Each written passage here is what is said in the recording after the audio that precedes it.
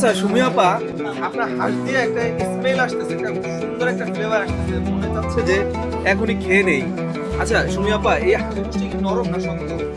একদম সফট হবে, একদম সফট। একদম সফট হবে। ও, অনেকে হাঁসের গোশত রান্না করে কিন্তু হাঁসের গোশত কিন্তু শক্ত থাকে। না আসলে কিন্তু হাঁসের আপনারটা দেখলে মনে হচ্ছে যে একদম এটা সফট খুবই হবে, হ্যাঁ। soft। ও, সুমি আপা আপনি যেমন সুন্দর, আপনার খাবারও কিন্তু তেমনই সুন্দর। মাশাআল্লাহ। দুলাভাই কি কোনো সহযোগিতা করে আপনাকে রান্নায়? আমার রান্নার ব্যাপারে কেউ কোনো সহযোগিতা করি না, বাজার আমার, রান্না আমার, সেল আমার। এত সুন্দর রান্না আপনি কোথা থেকে শিখলেন সুমি আপা? আসলে এটা আল্লাহ প্রদত্ত, হ্যাঁ হ্যাঁ, আল্লাহ প্রদত্ত।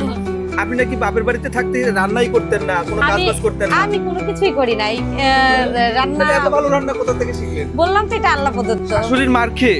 না না না শাশুড়ির মার খেয়ে মনে হয় এত না, সুন্দর না, রান্না না। শিখলেন? আমার নানির হাতের রান্না সুন্দর, আমার দাদির হাতের রান্না সুন্দর, হয়তো বা তাদের হাত পেয়েছি। ও